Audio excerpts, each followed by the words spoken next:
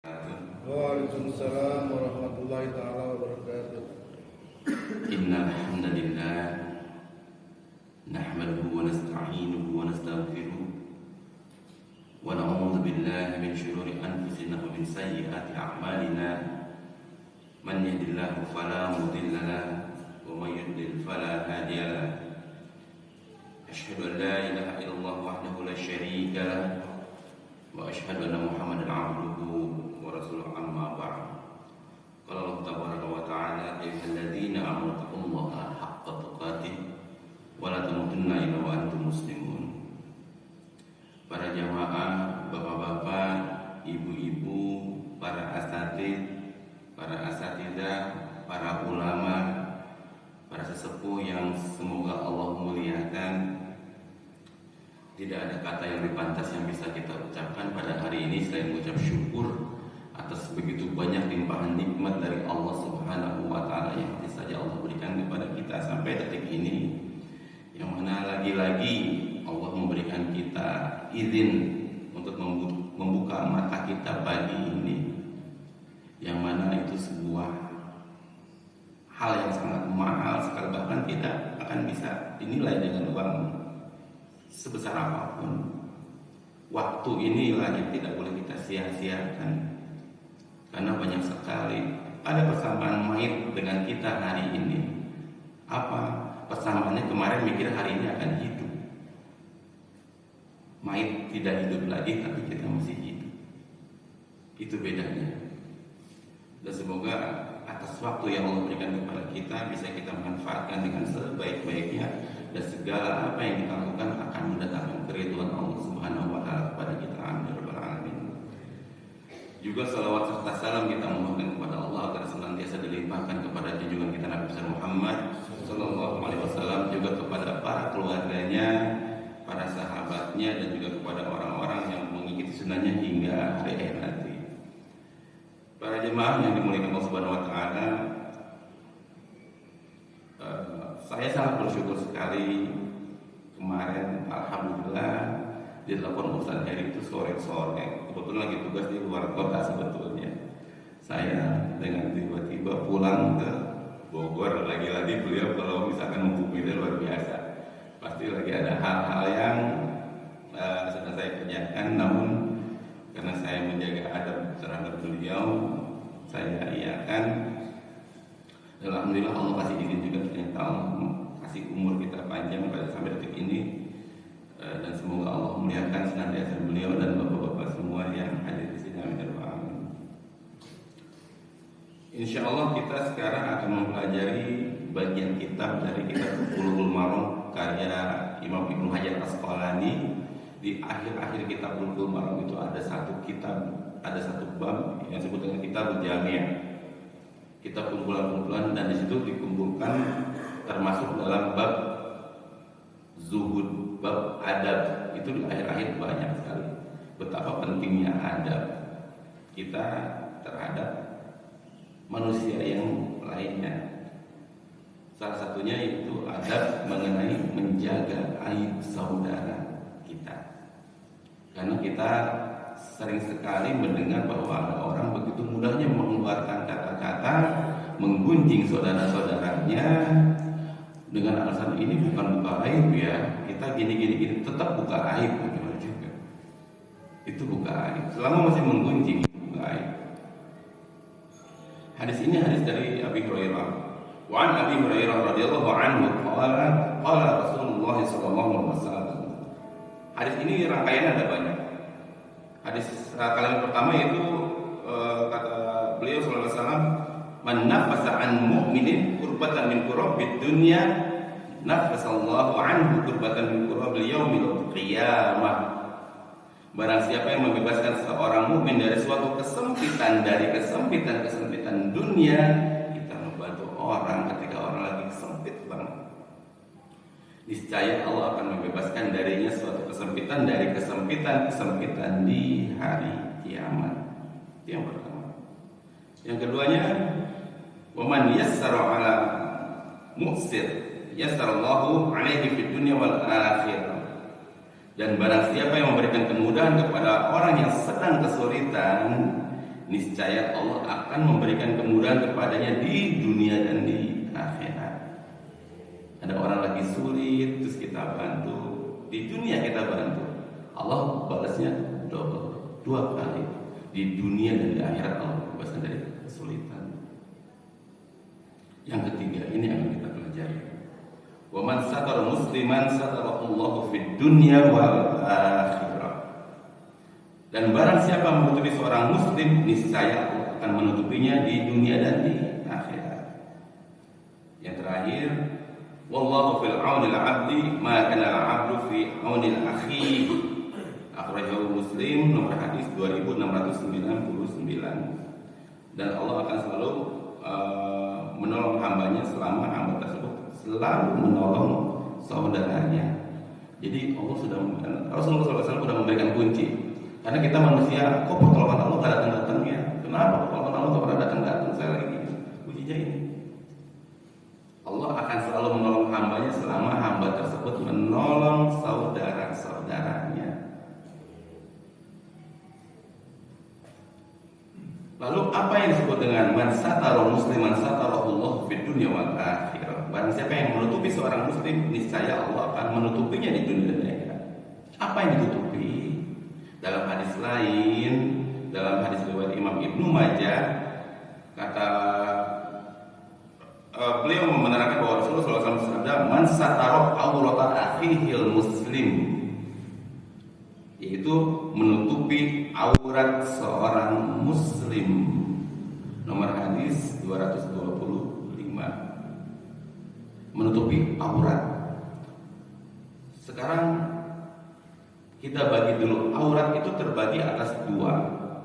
Ada aurat fisik, ada aurat yang non fisik. Yang non fisik, yang fisik apa? Buat laki-laki auratnya sampai mana aja, Pak? Dari pusat sampai ke lutut. Ini hadis dipakai untuk mempelajari bahwa adab itu lebih penting daripada ilmu. Salah satunya apa? Aurat laki-laki dari pusat sampai lutut. Sekarang orang datang ke masjid nggak pakai baju, Pak, nggak pakai baju, tapi pakai sarung doang. Pusatnya ketutup, lututnya ketutup. Boleh sholat nggak di masjid? Boleh. Secara dalil masuk. Secara adab enggak. Adabnya enggak masuk. Itu menunjukkan bahwa ilmu itu di bawah adab. Secara dalil mungkin enggak ada masalah sama sekali. Masuk dalilnya, tapi adabnya enggak ada. Itulah bahwa adab itu di atas ilmu. Banyak orang punya ilmu, nggak punya adab. Ilmu perkara benar nggak benar, adab perkara kita suka atau nggak suka. Mau dia ngomong benar, kalau udah bikin hati sakit nggak didengar. Seperti itu. Pentingnya adab. Toh pada akhirnya Islam diutus kepada kita. Rasulullah SAW diutus kepada kita apa? Makarimal akhlak. Hasil dari itu semua adalah akhlak yang baik, adab yang baik. Bukan untuk jadi pintar, tapi kita beradab, punya adab, punya tata krama, punya akhlak yang baik. Lihat hadis-hadis secara ilmu bisa, tapi secara adab nggak masuk. Aurat laki-laki dari pusar sampai lutut. Kemudian perempuan, seluruh tubuh perempuan adalah aurat. Dan ulama berbeda pendapat di ranah ini. Ada yang berpendapat bahwa muka, kecuali muka dan telapak tangan. Non fisik apa? Aurat non fisik yaitu berupa aib, dosa, kesalahan itu adalah aurat non fisik. Pertanyaannya, apa itu aurat? Apa itu aurat? Aurat adalah sesuatu yang memalukan apabila orang lain mengetahui. Ya. Aurat adalah sesuatu yang sangat memalukan apabila apabila orang lain mengetahui. Dan ini hanya berlaku untuk orang yang sehat. Sehat apa? Sehat akalnya. Dia akan malu kalau terbuka auratnya. Buat akal yang sehat.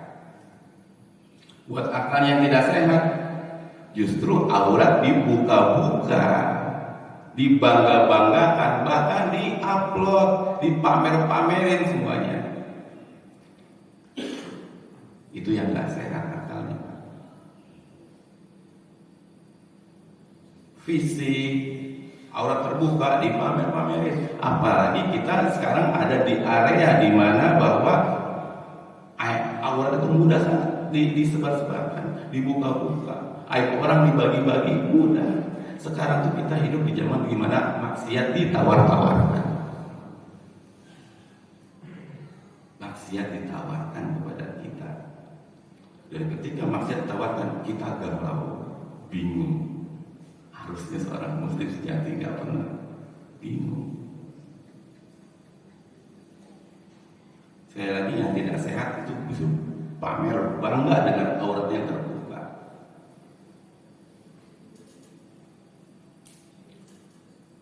Apa itu menutup aurat secara fisik? Sekarang kita masuk di fisik dulu. Menutup aurat secara fisik yaitu ketika saudara kita tidak memiliki pakaian. Ada musibah di mana kemarin di Cianjur, nggak punya pakaian, nggak punya apa, kita kirim bantuan buat mereka. Kita kirim bantuan. Atau ketika memakai baju, namun pakaiannya tersingkap, itu mesti kita tutupi. Mohon maaf ketika ada ibu-ibu mungkin habis dari toilet umum, mungkin dia lupa ketika toilet belakangnya nggak pernah kelihatan, depannya kelihatan. Pas keluar toilet ada yang nyangkut di bajunya. Apa yang harus kita lakukan? Ngetawain? Bukan, kasih tahu tuh, mohon maaf, bajunya tersingkap. Itu harus kita kasih tahu. Itu disebut menutupi aurat sama muslim. Kalau kita malah menggunjing, menertawakan, artinya kita sengaja membuka aurat bersama saudara muslim. Atau ketika bapak-bapak masuk ke toilet, ada yang lupa Pak, resleting lupa dinaikin. Apa perlu kita bilang, kebuka Pak, apa dibunyi seperti itu? Oh bukan. Apa diketawa-ketawain? Bukan. Kasih tahu datang Pak, mohon maaf, resletingnya terbuka. Itu menutupi aurat. Tapi kebanyakan dari kita malah menggunjing banyaknya. Ngetawa-ngetawain, dibikin bahan candaan. Kewajiban kita seorang muslim untuk menutupi, mengingatkan untuk menutup aurat. Ketika saudara kita itu belum berpakaian atau pakaiannya tersingkap. Dalilnya apa? Hadis dari Imam Abu Dawud dihasankan oleh Syekh Al-Albani. Kata Rasulullah SAW, ayyuma muslimin kasa musliman tauban ala uriyin kasahullahu min khudril jannah. Itu dalilnya. Muslim mana saja yang memberikan pakaian muslim lainnya untuk menutup aurat, maka Allah akan memberinya pakaian di surga. Ini dalilnya. Muslim mana saja yang memberikan pakaian kepada saudara muslim lainnya, ketika mereka nggak punya pakaian, maka Allah akan berinya pakaian di surga. Kalau Allah memberikannya pakaian di surga, artinya kita di mana Pak? Di surga. Nggak mungkin Allah memberikan pakaian, kitanya nggak ada di surga. Artinya kita akan dimasukkan ke dalam surga. Itu keuntungannya. Dan ini juga bukan hanya untuk yang hidup. Menutup aurat Sholat ini berlaku juga untuk yang sudah meninggal.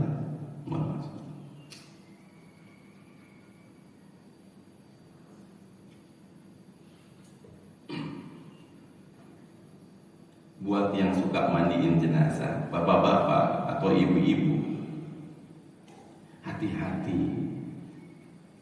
Mayit jenazah pun mesti dijaga auratnya. Hati-hati cerita tentang jenazah, tentang mayit, baik itu berupa kelebihan-kelebihan fisik ataupun kekurangan-kekurangan fisik. Apapun tentang jasad, bisa kita mandiin, ada bentuk kakinya atau bentuk badannya, kemarin mandiin ada ininya ya, kemarin. Jangan pernah coba-coba menceritakan aib mayit kepada orang lain. Ibu-ibu pun, iya ya kemarin tuh mandiin ininya gini loh, ininya gini loh, ya Allah ya. Jangan pernah ceritakan atau buka aib walaupun itu mayit. Apapun tentang jasad yang terjadi, jangan ceritakan orang lain.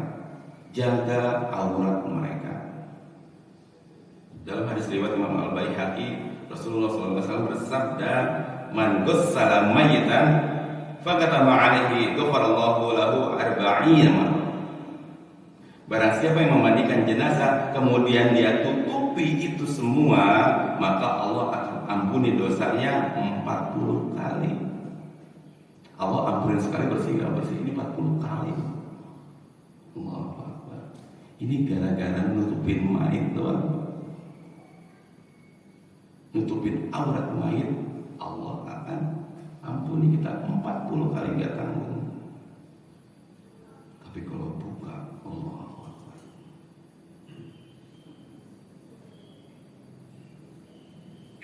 Ini kita bisa mengetahui bahwa bagaimana Islam menjaga muslim satu dengan muslim yang lainnya. Begitu mulianya Allah Subhanahu wa taala. Kita aja disuruh untuk saling menjaga satu sama lain. Jangan buka aib walaupun itu mayit. Itu yang berupa fisik. Sekarang berupa non fisik. Apa aja? Yaitu dosa, aib-aib, kesalahan, itu adalah aurat non fisik. Kewajiban kita itu untuk menutupi. Jangan cerita-cerita, jangan dibongkar-bongkar aib seseorang, jangan digunjing. Kalau ada orang cerita, kita bela, kita tutupi itu segera. Oh enggak dia orang baik. Udah. Atau ketika kita mendengar ada orang membicarakan orang lain, ganti temanya. Kita lagi ngomongin kerjaan antum gimana? Sekarang apa aja? Tutupi itu segera. Kalau nggak bisa juga, kita alihkan pembicaranya, pergi dari situ. Segera pergi dari situ. Kenapa? Karena kalau kita ikutan dan azab Allah turun, kita ikutan kena. Kita ikutan kena. Ada kita di masyarakat, ada mungkin beberapa orang yang kehidupannya beda dengan kita. Kerjanya pulangnya malam. Dia ngomong-ngomongin, si itu kerjanya malam. Ngapain ya? Ngapain? Terus aja jadi bikin opini yang nggak jelas semuanya. Padahal kita nggak tahu perjuangan dia di luar gimana. Kenapa harus dia kerja malam? Kita bisanya menggunjing aja. Jangan, Pak. Jangan. Bantu. Tanya. Ini sekarang kita mudah sekali beropini, mudah sekali mengambil kesimpulan, sehingga kita mudah sekali menggunjing. Atau sekalipun itu ada yang berdosa, iya dia berdosa, tapi bukan untuk digunjing.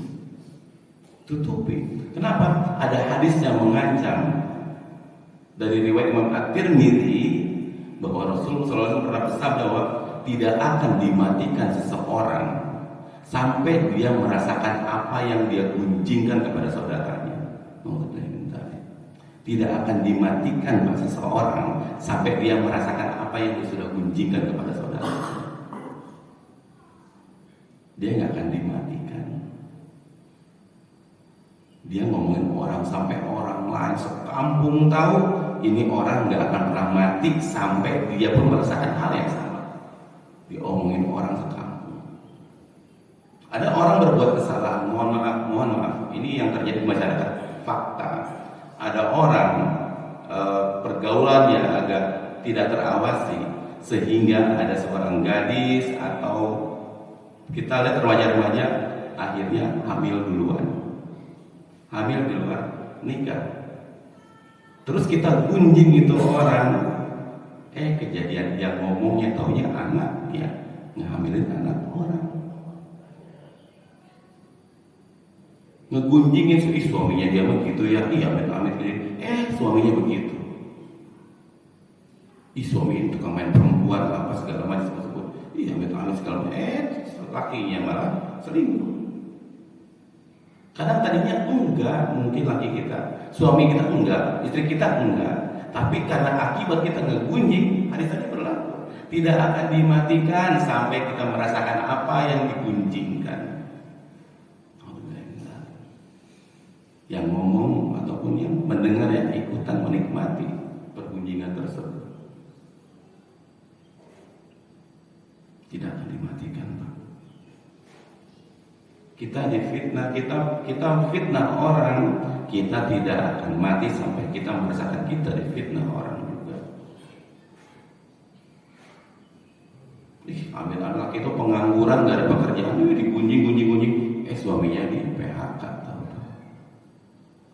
Ada, itu terjadi banyak, dan hadis ini berlaku, hati-hati. Jangan mudah menceritakan kejelekan orang. Kita akan dibuat sama dengan orang tersebut. Ini janji Allah yang pernah diterangkan oleh Rasulullah SAW.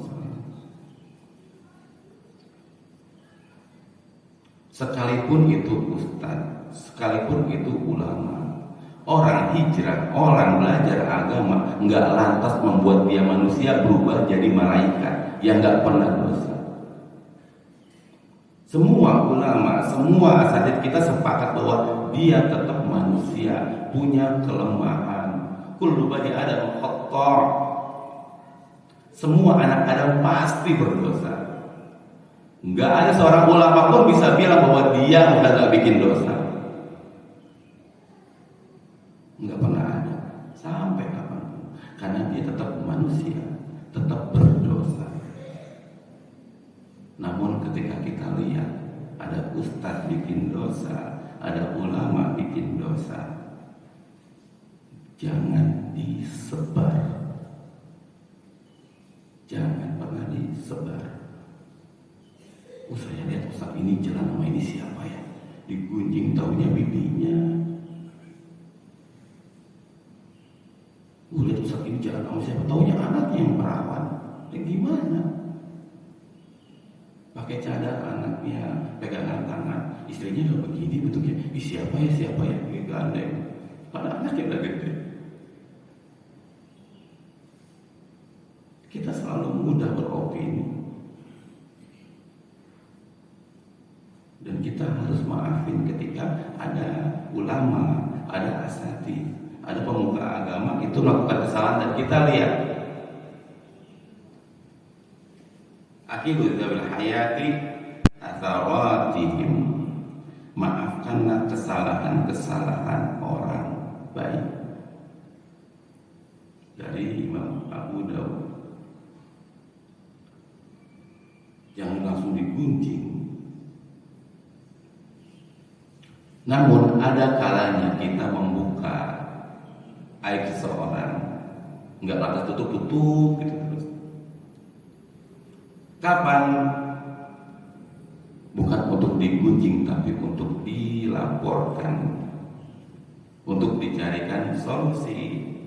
Artinya ketika kita di masyarakat, mohon maaf, ada yang hidup sendirian perempuan, Terus setiap hari itu ada laki-laki masuk, terus bukan masyarakat kita, dan kita pun nggak kenal itu siapa. Jangan digunjing, tapi laporkan kepada pemimpin setempat, siapa RT dalam hal ini, untuk dicarikan solusi, bukan digunjing-gunjing, bukan disebar-sebarkan ke masyarakat, tapi bilang kepada pemimpin kita, Pak, mohon maaf, ini ada bla-bla-bla, ceritakan seluruhnya. Itu bukan membuka aib, tapi untuk mencarikan solusi, dan harus dapat solusi, harus dapat solusi. Itu bukan buka aib, itu mencari solusi. Memang kita terangkan bagaimana kejadiannya. Ini gini Pak, tiap hari ada laki-laki masuk, tiap hari gini, kalau pintunya ditutup, kita ketok-ketok nggak ada yang keluar. RT-nya yang bekerja, bukan disebarin sekampung, semua disebarin, bukan. Itu menggunjing. Ini bukan ngegibah ya, ini gini. Cari solusi, kita tahu cari solusi ke siapa? Ke pemimpin kita, Kapolsek dan lain-lain. Kalau ada kita lihat curiga ada penyalahgunaan narkoba, langsung jangan di tengah-tengah masyarakat digunjing, laporin Kapolsek. Pak, saya ada laporan, saya gini, saya melihat ini. Seperti itu. Bukan dengan digunjing, bukan dengan dihakimi sendiri. Jangan pernah mensukseskan proyeknya syaitan.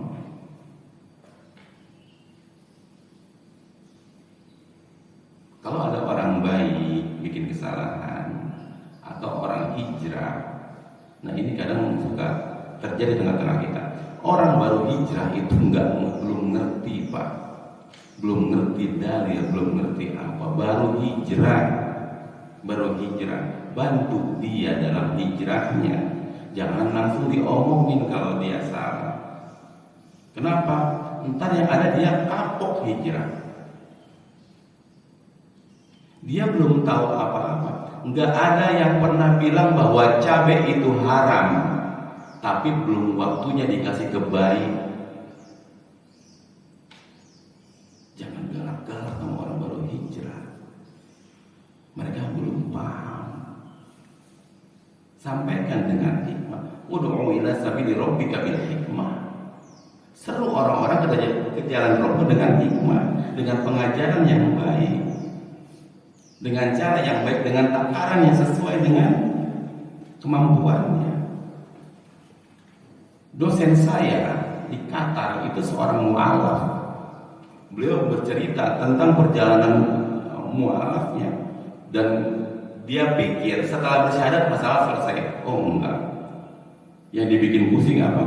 Setelah syahadat, lalu beliau katakan, mau Islam yang mana? Islam yang apaan? Mau mazhab apa? Mau Abu Hanifah, Maliki, Syafi'i atau Hambali? Ini apa lagi? Akhirnya pusing. Ini beliau cerita, belajar ke sana, belajar ke sini. Akhirnya udah, di mana sih belajar Islam? Madinah. Beliau pergi ke Madinah. Saking pusingnya, ini apa sih kok apa-apa ini apa-apa ini, pusing mereka. Yang ada kok hijrah malah jadi pusing, bukan nyaman, itu yang ada. Dan banyak sekali terjadi orang kapok dengan hijrahnya, disalah-salahin mulu katanya. Apa-apa salah ini salah itu salah. Mereka belum paham Bapak Ibu sekalian. Kasihan, bantu mereka. Bantu kita Islam itu dalam ngasih tahu tuh alatnya baik. Bikin dia nyaman. Nabi bukan yang nggak tahu bahwa meninggalkan satu kali sholat itu dosanya lebih besar daripada zina dengan ibu sendiri. Nabi tahu, tapi Nabi nggak bilang kepada para sahabat, sholat nggak sholat langsung neraka loh, nggak gitu. Nabi bilangnya, tahu nggak kalian perumpamaan? Seandainya ada rumah, di depannya ada sungai mengalir, lalu orang tersebut mandi 5 kali sehari, mungkin nggak badannya kotor? Oh enggak Nabi, badannya enggak akan kotor. Itulah perumpamaan sholat 5 waktu. Tuh.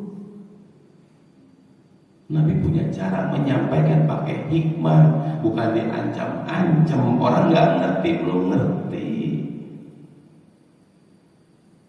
Nggak ada yang bilang cabai haram, cuma belum waktunya dikasih ke bayi.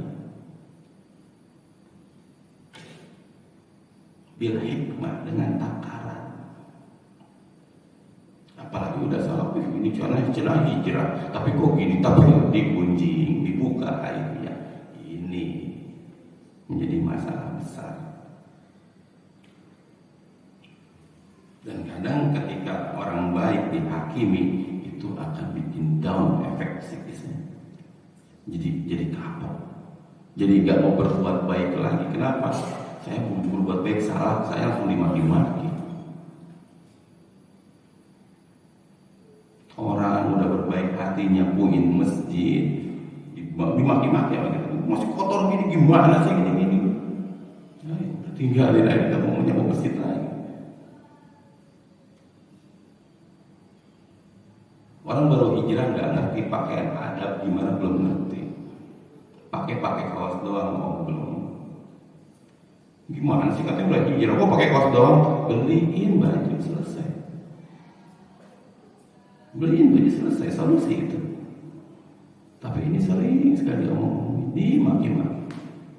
Akhirnya dia kapok ke masjid. Kok gini ya orang muslim? Kok gini ya Islam? Kok saya dibentak-bentak? Kok saya disalah-salahin? Kalau kayak gitu yang senang siapa? Syaitan. Orang udah hijrah, udah bagus hijrah, nggak jadi. Yang senang siapa? Syaitan.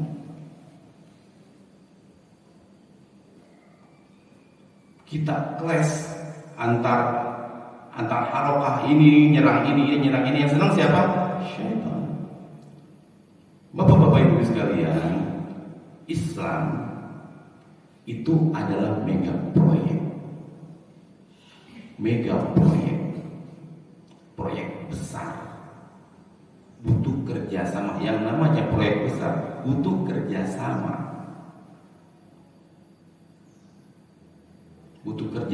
untuk menjalankan proyek tersebut.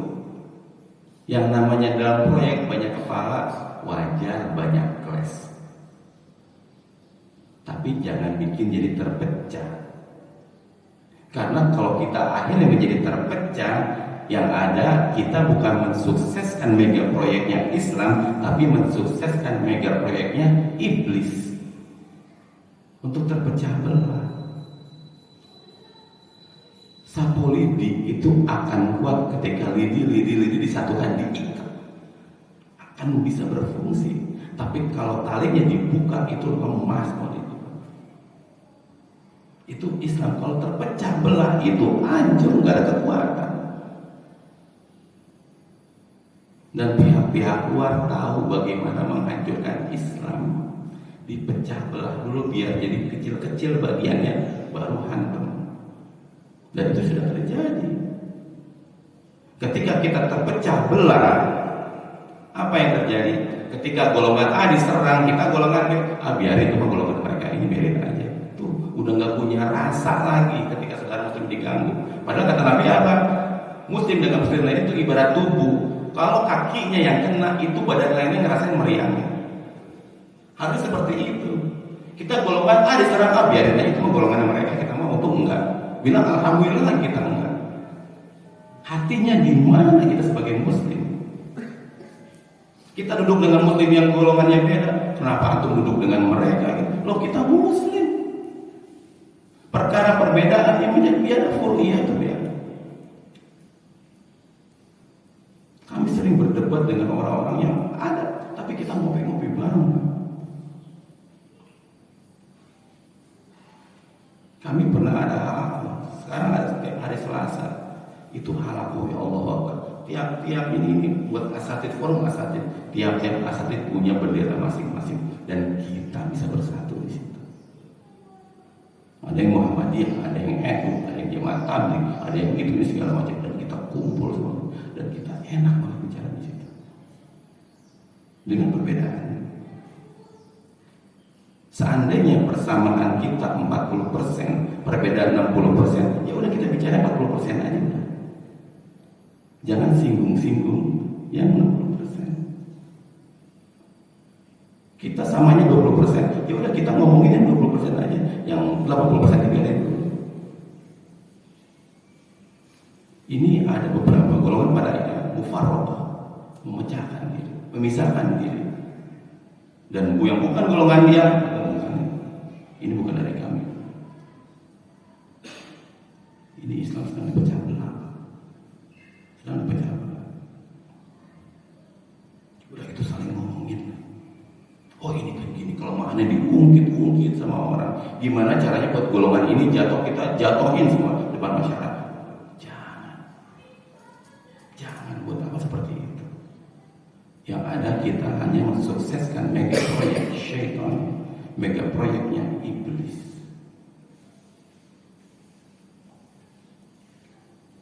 Kita mudah sekali. Saya pernah baca di surat An-Nur ayat 23 kalau nggak salah. Di situ diceritakan bahwa syirik pertama kali ada syirik di muka bumi itu kapan? Zaman Nabi Nuh. Yang dimana pada saat itu ada Tuhan yang bernama Wad, Suwa, Yaguth, Ya'uq dan Nasr. Dijelaskan di sini. Dalam tafsir At-Tabari, Ibnu Abbas pernah bercerita bahwa kana baina Nuhin wa Adam asyratu qurun. Jarak antara Nabi Nuh dengan Nabi Adam itu 10 abad. 10 abad artinya berapa? 1000 tahun. 1000 tahun. Kulluhum ala syari'atin minal haqq. Dari zaman Nabi Adam sampai zaman Nabi Nuh itu semua hidup dalam keadaan syariat yang benar. Semua teratur banget. Pertanyaan apakah iblis nggak ada? Iblis ada. Iblis mantau terus. Selama berapa lama? 1000 tahun ditungguin terus. Ada celah masuknya, ada celah masuk. 1000 tahun akhirnya ada celah. Wad, Suwa, Yaguth, Ya'uq dan Nasr itu adalah ulama-ulama terdahulu yang luar biasa. Pada akhirnya 5 orang itu meninggal. 5 orang itu meninggal. Iblis lihat celah masuk. Bilang kepada murid-muridnya, kalian kan mahabbah sekali dengan guru-guru kalian. Sekarang guru-guru kalian sudah nggak ada, bikinin patungnya aja. Bukan untuk disembah loh, bukan. Maksudnya syubhat dulu. Untuk mengingatkan ketika kalian futur, kalian lihat patung guru-guru kalian girohnya naik lagi. Dilihat masuk kena syubhat, dibuatlah patung guru-gurunya. Kemudian mulai murid-muridnya tersebut meninggal. Beberapa generasi di bawahnya baru iblis masuk lagi. Dulu orang tua kalian kalau minta hujan ke patung ini, maka kalian jangan tinggalkan patung ini, minta sama patung ini masuk. Pertanyaannya, berapa lama iblis nunggu? 1000 tahun. 1000 tahun dia istiqomah nungguin. Kita 1 tahun ibadah udah bilang capek, Pak. 2 tahun dia capek. Dakwah udah nggak mau. Setahun 2 tahun aku udah capek. Dakwah udah pegel ngomongin dia. Iblis 1000 tahun, wajar kita kalah sama iblis. Kita ngedakwain orang setahun aja udah bilang capek. Beberapa waktu udah bilang capek. Iblis 1000 tahun tungguin, wajar kita tumbang. Kita gampang nyerah. Mau menang dari iblis dengan kayak gitu, pola seperti itu, kita kalah settingan sama iblis. Dan ini butuh kerjasama sama umat muslim. Jangan saling numbangin, yang ada malah dakwah nggak berjalan. Dakwah nggak berjalan. Yang ada malah kita saling gunjing. Muslim menggunjing muslim lainnya, yang merasa ulama menggunjing ulama lain. Dalil di mana yang dipakai? Dalil mana yang dipakai untuk itu? Gak ada. Kita disuruh saling menjaga muslim yang lain. Ini hadis ini pula. Jangan saling buka aib, dibuka. Dosen saya pernah menyatakan, jangan pernah mendengar kajian dari seorang asatid yang bisa menjelek-jelekan asatid yang lainnya. Itu hatinya busuk. Karena perintah kita dalam agama Islam justru harus saling menjaga baik, harus saling menghormati, harus saling menjaga. Apalagi orang udah menjatuhkan orang lain atas mimbar, jangan pernah diambil ilmunya.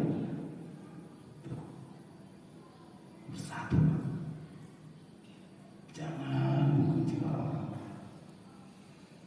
Jangan pada akhirnya kita tanpa sengaja malah mensukseskan mega proyeknya syaitan, yaitu menjerumuskan kita ke dalam api neraka. Yang senang setan, kenapa?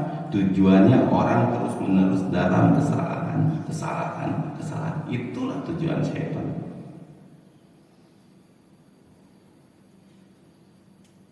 Bukan juga dengan membiarkan. Ketika ada orang salah, nasihati. Ini nasihat Imam Ahmad bin Hanbal kepada muridnya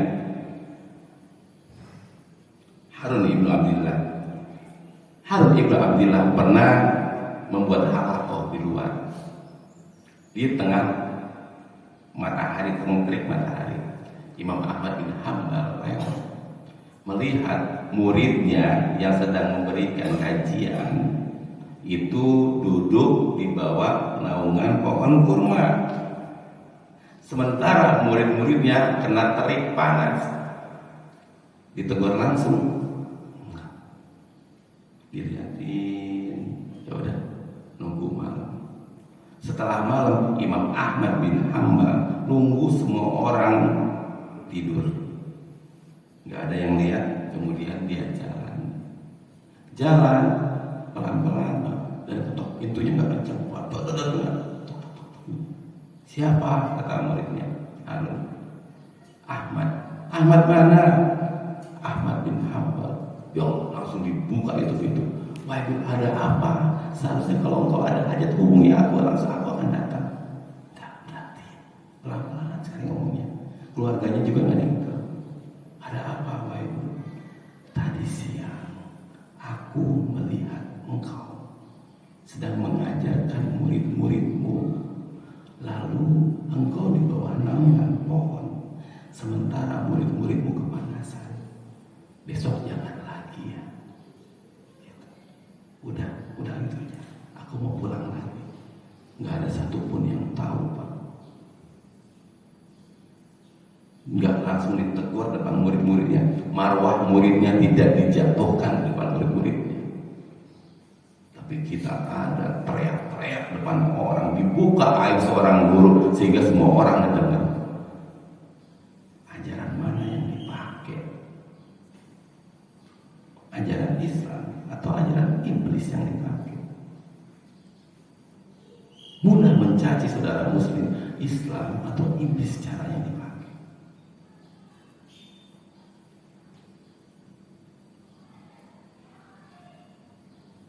Imam Syafi'i rahimahullah pernah berkata, nasihati aku di saat aku sedang sendiri, kata beliau.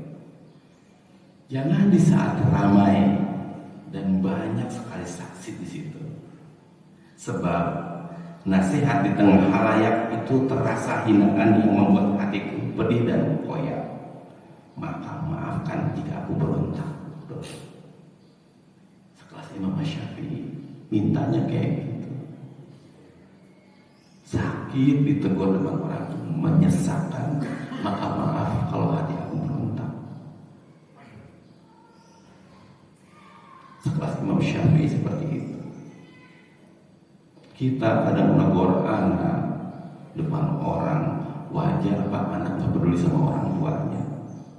Rasa malu yang ketika kecil belum sembuh, kita tegur depan orang-orang, kita pukul, kita maki itu anak-anak kita depan orang, malunya luar biasa. Makanya jangan heran banyak orang bangga, orang tua, oh anak saya udah sukses di luar negeri, anak saya udah sukses punya perusahaan, anak saya ini, anak saya itu. Waktu bapak sakit, anak bapak gimana? Waktu bapak sendirian, anak bapak gimana? Peduli sama bapak? Goalnya Islam itu seorang anak bisa berbakti sama orang tua. Kalau anak tidak berbakti kepada orang tua, anak kita cek deh apa yang bisa bikin dia nggak cinta sama kita. Sakit hati yang seperti apa? Banyak minta maaf. Anak punya salah nggak minta maaf sama kita, cek kita punya salah sama anak minta maaf nggak?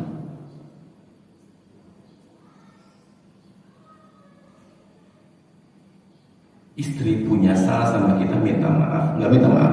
Kita punya salah sama istri minta maaf nggak? Gitu aja patokannya. Kamu udah salah nggak minta maaf? Kita cek deh, minta maaf nggak? Maka jangan heran ketika orang-orang di sekeliling kita punya salah sama kita, itu enggak minta maaf. Kita yang buat dengan kita seperti tersebut. Sampai Imam Ibnu Rajab pernah buat buku, judul bukunya luar biasa, Al-Farqu Baina An-Nasihat wa Ta'yir, perbedaan antara nasihat dan mempermalukan. Itu buku adab luar biasa. Ada perbedaan di antara memberikan nasihat dengan mempermalukan, dijelaskan. Di forum, di grup WA, kadang bikin salah ditegur di situ langsung depan orang. Japri, kenapa? Orang salah men-share, salah apa? Jangan bongkar aibnya depan orang. Salah satunya apa? Grup WA terus sekarang sering banget. Salah nge-share, mungkin orangnya belum tahu, cuma di-share doang, ditegur depan grup loh. Bikin dia malu, bikin kapok. Japri akhi, afwan.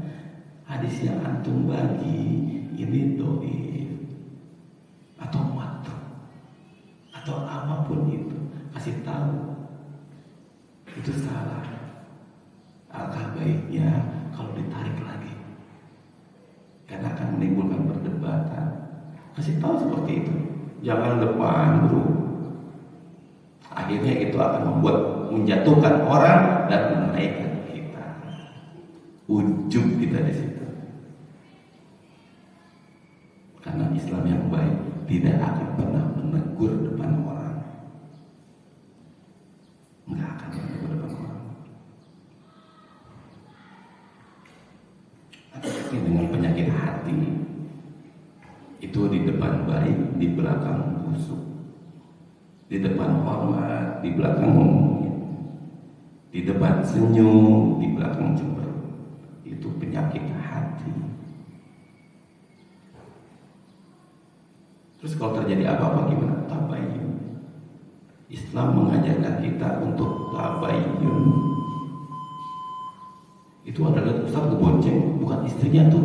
Tabayyun, tanya. Ada Ustaz salah kasih statement, tabayyun. Ustaz, apa tadi dalil yang dipakai apa ya? Setahu saya ini gini. Mohon maaf Ustaz, mohon penjelasannya. Kalau Ustaz salah, oh iya saya salah, saya minta maaf ya. Maafin bersimpel gitu. Kenapa kita berat maafin sementara Allah dalam Al-Quran walaman sabara wa ghafara. Barang siapa yang bisa sabar dan bisa memaafkan, inna dzalika min azmil umur, itu cuma orang yang mulia doang, yang mendapatkan kemuliaan dari Allah, yang bisa itu tuh. Allah aja senang dimuliakan. Lalu gimana bisa kita nggak maafin kesalahan saudara muslim? Nggak ngerti akalnya. Dalil apa yang dipakai? Al-Quran ayat mana yang dipakai? Oh Ustaz, kita kan harus benci katanya, benci perbuatannya. Dan benci, emang tempatnya benci di mana? Benci, cinta ada di mana? Di hati, bukan di muka, bukan di lisan, bukan di mata yang sinis, bukan di muka yang cemberut. Benci dan cinta adanya di hati, bukan di fisik. Salah. Kita kan harus benci Ustaz. Benci perbuatannya, dan tempatnya benci itu di hati.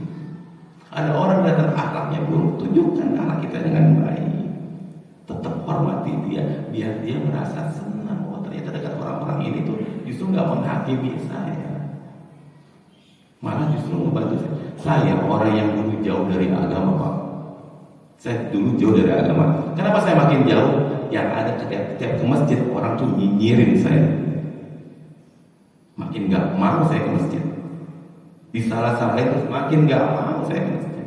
Terus jauh. Akibat seperti itu. Maka kita sebagai muslim yang baik, muslim yang taat kepada aturan Allah Subhanahu wa taala, hendaknya menjaga aib saudara-saudara kita jangan dibuka. Dan ketika ada aib saudara kita terbuka, tutupi. Dan kalau kita melihat ada kesalahan-kesalahan seseorang, Allah menyuruh kita untuk tabayyun, tanya. Dan kalau memang kita benar dan dia salah, minta maaf, maafin, selesai perkara. Hati tenang, adem, hubungan sesama itu enak banget. Nggak ada permusuhan. Karena dengan permusuhan, karena dengan suudzon, karena dengan saling buruk prasangka, saling menggunjing, kita hanya mensukseskan mega proyeknya syaitan untuk membuat kita terus dalam kesalahan. Itu aja yang bisa disampaikan, kurang lebih yang mohon maaf. Kita tutup dengan doa kafaratul majlis. Subhanallahumma wa bihamdika asyhadu an la ilaha illa anta astaghfiruka wa atubu ilaik. Wabillahi taufiq wal hidayah. Assalamualaikum